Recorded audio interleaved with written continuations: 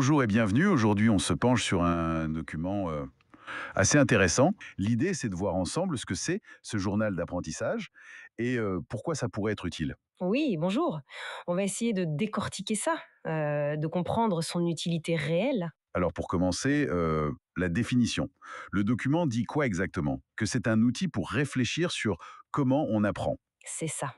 Pas juste un cahier où on note des infos, hein, mais un endroit où l'on écrit régulièrement ses expériences, ses réflexions, ce qui marche, ce qui coince. D'accord. Pour devenir un apprenant plus actif, plus conscient, c'est ça l'idée? Exactement.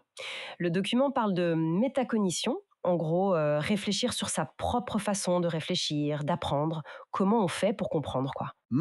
Intéressant. Et ça a plusieurs fonctions, si j'ai bien compris. C'est pas juste pour se souvenir. Non, non, c'est bien plus que ça. D'abord, la prise de recul. Se poser, regarder ce qui a fonctionné pour soi, ou pas d'ailleurs. Identifier ses propres blocages, peut-être? Voilà. Et aussi suivre ses progrès. C'est motivant de voir le chemin parcouru. Le document souligne aussi un truc, le simple fait d'écrire régulièrement. Même un peu. Oui, même un peu. Ça aide vraiment pour la mémoire et pour approfondir la compréhension, plus qu'on ne le pense souvent. D'accord. Et ça pousse à l'autonomie, j'imagine, à gérer soi-même son apprentissage. Tout à fait. Prendre les choses en main. Mais est-ce que ça reste purement perso? J'ai un peu peur que ça devienne une corvée si on doit le montrer, le partager. D'accord. Et concrètement alors, pour que ça reste pas trop abstrait, qu'est-ce qu'on met dedans, typiquement? Alors, le document liste plusieurs choses. Ce qu'on a appris, bien sûr, mais aussi ce qui a semblé facile ou au contraire difficile, ce qui est encore un peu flou. Les stratégies qu'on a utilisées? Oui, les stratégies testées, et puis les prochaines étapes qu'on imagine.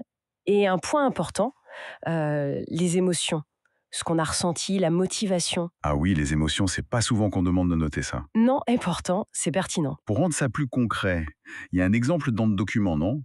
Avec une certaine aminadé. Oui, tout à fait. Une entrée datée du 26 juillet 2025. Elle apprend des choses sur la décentralisation des systèmes éducatifs. D'accord. Et qu'est-ce que ça montre cet exemple? Ça illustre bien comment tout ça s'articule.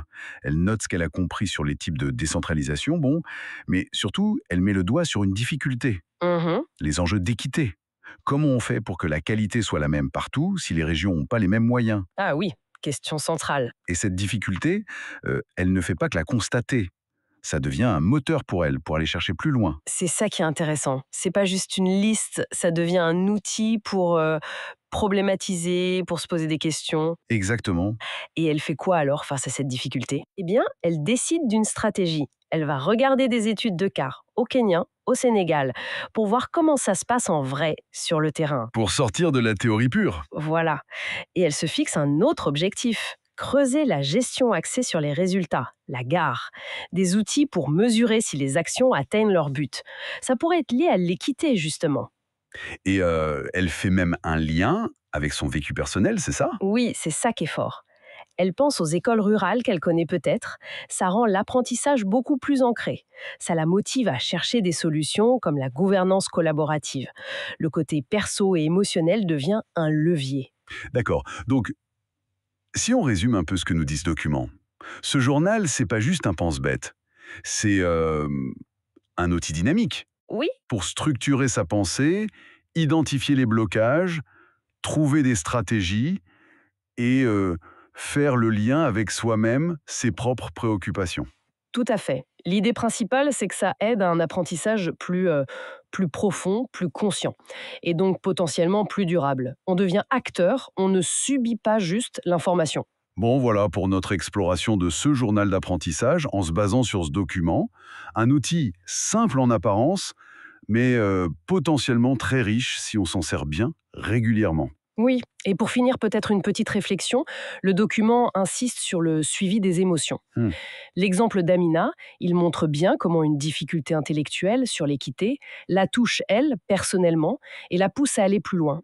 Et si cette dimension émotionnelle qu'on ignore souvent dans l'apprentissage formel était en fait un signal super important? Ah, intéressant comme idée. Peut-être la clé, pas seulement pour comprendre pourquoi on réagit comme ça, mais pour trouver l'énergie de s'attaquer aux questions complexes, celles qui nous résistent ou qui nous touchent vraiment. C'est une piste à méditer, je trouve.